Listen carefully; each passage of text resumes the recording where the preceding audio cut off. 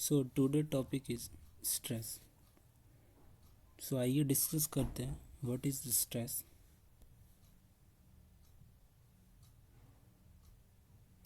सो stress से पहले हम देखेंगे स्ट्रेस कैसे डेवलप होते हैं, यानी हाउ डज स्ट्रेस अराइज, यानी कि जो स्ट्रेस है हमारा कैसे डेवलप होता है। ओके, तो इसके 3 पॉइंट है, तो एक एक करके डिस्कस करते हैं कि जो स्ट्रेस होता है उससे क्या क्या इफेक्ट होता है, वो चीज़ हम डिस्कस कर रहे हैं। सो फर्स्ट इज कि when a system of external force or load act on a body, a, a change in its shape and dimension take place। यानी कि जब किसी बॉडी पे एक फोर्स या एक लोड कहे वो एक्ट करता है तो उससे क्या होता है, बॉडी जो है हमारा, बॉडी में हमारा क्या होता है, बॉडी का शेप एंड डायमेंशन जो है वो चेंजेस आते हैं डायमेंशन में। ओके, एंड जो सेकंड पॉइंट है वो क्या चीज़ है, to oppose process of deformations, internal resisting force, resisting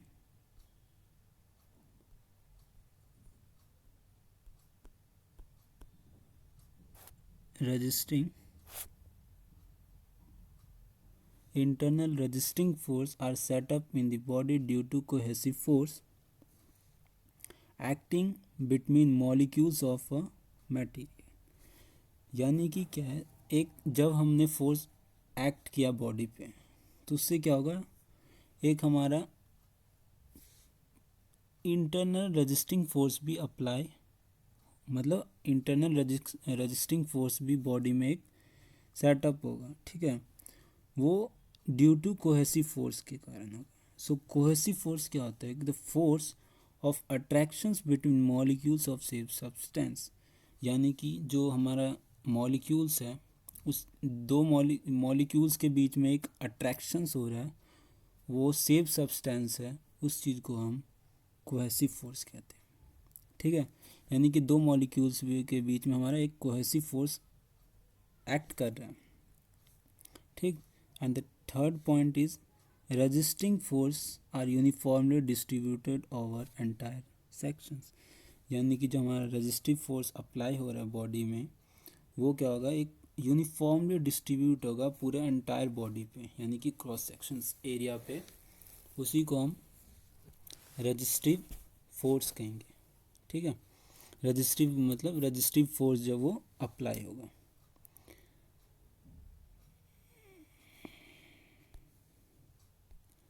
next आइए डिस्कस करते हैं कि कैसे हमारा मतलब रेजिस्टिव फोर्स अप्लाई होता है।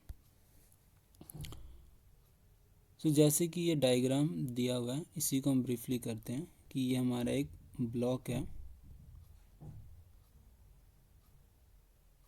ओके, अब क्या होगा, ब्लॉक में एक फोर्स जनरेट हो रहा है, यानी कि यहाँ पे एक बॉडी है, बॉडी में एक टेंसाइल फोर्स अप्लाई हो रहा है। तो ड्यू टू टेंसाइल फोर्स क्या होगा कि ये जो हमारा बॉडी है इसमें चेंजेस आएंगे, यानी कि इसके डायमेंशन में चेंज आएंगे एंड इसके जो शेप है उसमें चेंजेस आएंगे। ठीक है, यानी कि हमारा जो बॉडी पहले, ये हम एक क्रॉस सेक्शन एरिया लेते हैं, यानी कि जो पहले हमारा ये एरिया था इसकी डायमेंशन थी, जब हम टेंसाइल फोर्स लेंगे तो ड्यू टू टेंसाइल फोर्स इसमें चेंजेस आएगी बॉडी में। ठीक है, ऐसे चेंजेस आएगी, इसी चीज़ लाइक दिस, ये चेंजेस हमारा बॉडी में ऐसे चेंज आ जाएगा ड्यू टू टेंसाइल फोर्स। और जब हम टेंसाइल फोर्स इसमें अप्लाई करेंगे तो ड्यू टू टेंसाइल फोर्स एक हमारा यहाँ पे एक सेक्शंस ले लेते हैं, इसमें एक रेजिस्टिव फोर्स भी अप्लाई होगा, यानी बॉडी में एक रेजिस्टिव फोर्स अप्लाई होगा।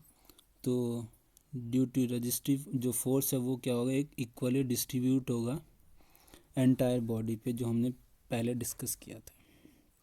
ठीक है, तो ये जो फोर्स अप्लाई हो रहा है एंड जो हमारा ये क्रॉस सेक्शन एरिया है, ये पूरा क्रॉस सेक्शन एरिया यानी कि ये पोर्शन, ये एरिया, इसी के रेशो को जो है हम क्या कहते हैं, स्ट्रेस कहते हैं। ओके, तो यहाँ पे जो एक जो रजिस्टिंग फोर्स है, ये मैंने एक लिखा है, यानी R1 R2 R3, ये क्या एक रजिस्टिंग फोर्स है, यानी यहाँ पे बहुत से हमारे रजिस्टिंग फोर्स लग रहे हैं, उसका जो सम है ऑल रजिस्टिव फोर्स का, वो हमने R के इक्वल किया है, और यहाँ पे जो रजिस्टिव फोर्स एंड जो अप्लाई फोर्स है वो इक्वल होंगे, यानी कि sum of total resistive force equal to apply force के इक्वल होगा। ओके, तो ये हमारा जो बेसिक होता है स्ट्रेस का कॉन्सेप्ट ये होता है। और इसके बाद हम डिस्कस करते हैं कि डेफिनेशंस क्या है स्ट्रेस की। सो डेफिनेशंस क्या है स्ट्रेस की, कि the internal resisting per unit area of cross section is called stress, यानी कि जो हमारा इंटरनल रेजिस्टिव जो फोर्स लगा था वो, और per unit area of cross, यानी कि वही जो हमने बताया था फोर्स, जो इंटरनल रेजिस्टिव लगा था फोर्स, और जो एरिया है उसी के हम रेशो को हम स्ट्रेस कहते हैं। ये एंड दूसरा डेफिनेशन क्या है, द रेशो ऑफ फोर्स या लोड कह सकते हैं acting on a body to cross sections area. यही सेम कॉन्सेप्ट है कि जो फोर्स है और उसका रेशो है उसी को हम, फोर्स है और एरिया उसी के रेशो को हम स्ट्रेस कहते हैं। मैथमेटिकली हम इसको ऐसे रिप्रेजेंट कर सकते हैं कि जो फोर्स है, force acting on a body and divide by cross sections area, ठीक है, इस चीज़ को हम स्ट्रेस कहते हैं। और ये हमारा मैथमेटिकली रिप्रेजेंटेशन है, यानी ये W जो है W इक्वल्स टू F है, यानी कि फोर्स के इक्वल है। तो यानी कि फोर्स और एरिया का रेशो है वो स्ट्रेस है। और जो हम स्ट्रेस को सिग्मा से डिनोट करते हैं, इसको हम सिग्मा कहते हैं, सिग्मा, ठीक है। एंड जो स्ट्रेस की यूनिट है वो क्या है, न्यूटन पर मीटर स्क्वायर एंड पास्कल, दो यूनिट है स्ट्रेस के, हम न्यूटन मीटर स्क्वायर भी कह सकते हैं या पास्कल। ओके, यहाँ पे ये एक चीज़ कॉन्सेप्ट बताना चाहूँगा कि जो ये यूनिट है वो कैसे डेवलप हुआ।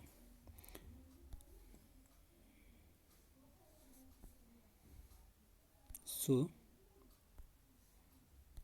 डिस्कस करता है ये। तो क्या जो फोर्स है, फोर्स की यूनिट क्या होती है, न्यूटन।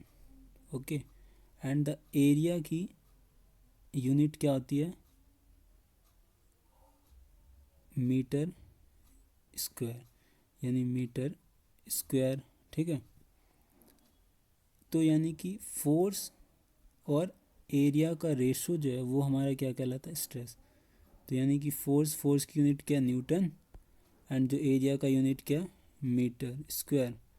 तो ये तभी ऐसे हमने यहाँ पे मीटर स्क्वायर जो है हमारा, सॉरी न्यूटन मीटर स्क्वायर जो है हमारा यूनिट ऐसे डेवलप हुआ, और इसी चीज़ को हम पास्कल भी कहते हैं। ओके, आई होप कि आपको समझ में आया होगा। एंड उसके बाद है हमारा टाइप्स ऑफ स्ट्रेस, यानी स्ट्रेस के टाइप कौन कौन से हैं। सो टेंसाइल स्ट्रेस है, कंप्रेसिव स्ट्रेस है, शियर स्ट्रेस है, bending stress and torsional stress. ये हमारे जो 5 टाइप के स्ट्रेस है, ठीक है। नेक्स्ट वीडियो में हम ये ब्रीफली इस स्ट्रेस को हम डिस्कस करेंगे। आई होप कि आपको स्ट्रेस समझ में आया होगा। Thanks for your attentions, please like, subscribe and share. And कोई भी क्वेरी एंड डाउट हो regarding this video, please comment in the comment box sections. Okay, thanks for watching.